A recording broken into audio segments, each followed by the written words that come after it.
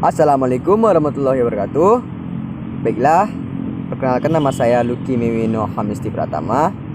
Kali ini saya akan membuat video yaitu tentang agresi militer Belanda II. Yang mana ini adalah mata kuliah sejarah Indonesia 3 yang dosen pembimbingnya adalah Pak Nurdiansyah MPD.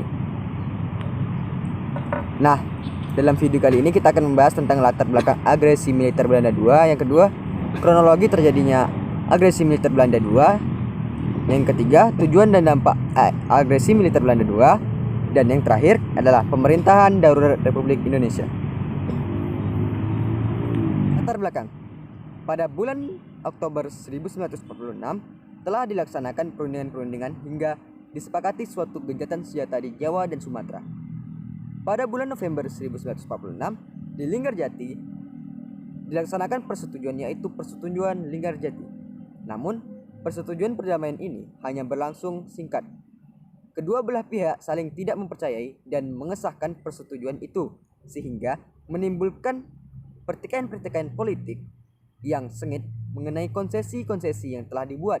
Setelah selesai perundingan di Linggarjati, bulan November 1946, di samping terus memperkuat angkatan perangnya di seluruh Indonesia, terutama di Jawa dan Sumatera, untuk mengukuhkan kekuasaan mereka di wilayah Indonesia Timur. Sebagai kelanjutan, Konferensi Malino 15-25 Juli 1946, Van Mock menyelenggarakan pertemuan lanjutan di Pangkal Pinang pada 1 Oktober 1946. Kemudian, Belanda menggelar konferensi besar di Denpasar tanggal 18-24 Desember 1946, di mana kemudian dibentuk negara Indonesia Timur. Tindakan Van Mock memberatkan keraguan-keraguan pemerintah dan rakyat Indonesia tentang kesetiaan Belanda dalam melaksanakan persetujuan Linggarjati. Perundingan Linggarjati bagi Belanda hanya dijadikan alat untuk mendatangkan pasukan yang lebih banyak. Selanjutnya, kronologis terjadinya agresi militer Belanda II. Pelaksanaan hasil perundingan Renville mengalami kemacetan. Upaya jalan keluar yang ditawarkan oleh TKN atau KTN selalu mentah kembali karena tidak adanya kesepakatan antara Indonesia dan Belanda.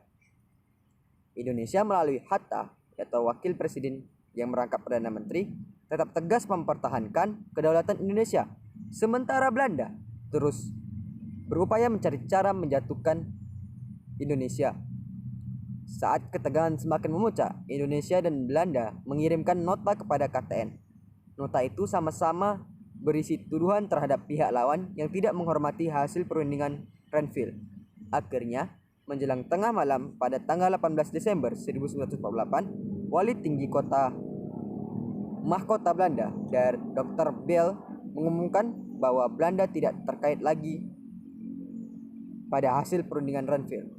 Sementara itu, keadaan dalam negeri sudah sangat tegang berhubung dengan oposisi yang dilakukan oleh Front Demokrasi Rakyat atau PKI dan sekutunya terhadap politik yang dijalankan oleh Kabinet Hatta. Oposisi ini meningkat setelah seorang tokoh komunis kawakan, Musso, yang memimpin pemberontakan PKI tahun 1926. Musso sejak mudanya memang selalu bersikap radikal dan ia mendorong PKI untuk memberontak pada tahun 1926. Oposisi terhadap Kabinet Hatta mencapai puncaknya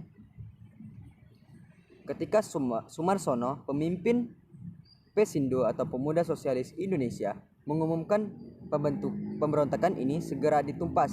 Pemerintah Republik Belanda hendak mempergunakan pemberontakan PKI itu sebagai alasan yang sangat baik untuk menyerang Republik Indonesia dengan dalih membantu Republik melawan komunisme. Tujuan agresi militer Belanda II. Yang pertama adalah ingin menghancurkan kedaulatan Indonesia dan menguasai kembali wilayah Indonesia dengan melakukan serangan militer terhadap beberapa daerah penting di Yogyakarta sebagai ibu kota Indonesia pada saat itu. Yang kedua, pihak Belanda sengaja membuat kondisi pusat wilayah Indonesia tidak aman, sehingga akhirnya diharapkan dengan kondisi seperti itu, bangsa Indonesia menyerah dan bersedia menuruti ultimatum yang diajukan oleh pihak Belanda.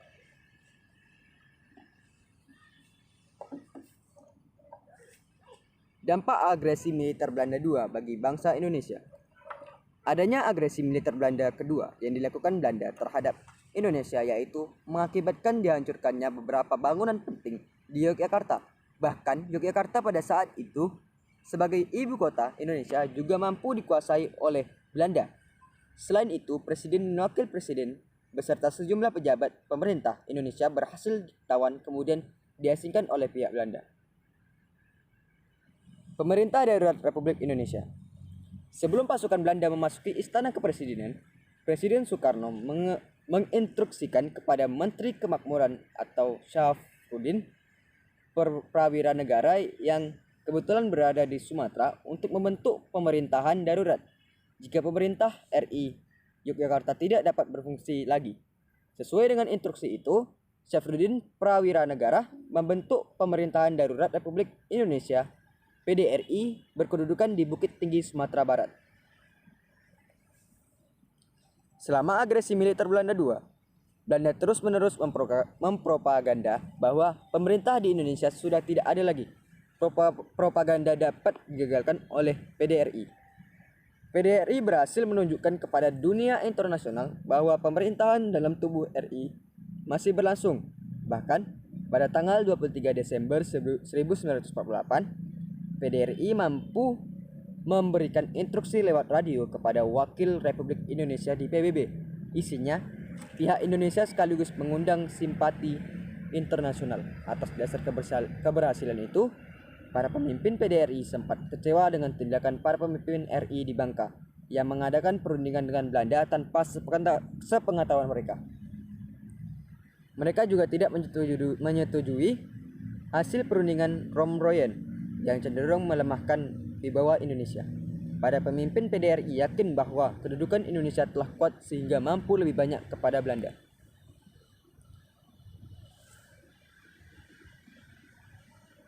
Kesimpulan, agresi militer merupakan bentuk real bahwa Belanda melanggar perjanjian internasional. Dalam agresi ini, Belanda mencoba menguasai kota-kota, pelabuhan, dan perkebunan yang dianggap penting bagi Indonesia. Penculikan terhadap pemimpin-pemimpin termasuk Presiden Soekarno menjadi salah satu modus Belanda. Selain menguasai daerah-daerah yang penting, pelanggaran yang dilakukan oleh Belanda mendapat simpati dari luar negeri, termasuk PBB yang akhirnya mengeluarkan resolusi-resolusi perjuangan dari para pahlawan serta dukungan internasional yang mampu melepaskan Indonesia dari agresi Belanda tersebut. Terima kasih telah menyaksikan video saya kali ini. Semoga bermanfaat. Assalamualaikum warahmatullahi wabarakatuh.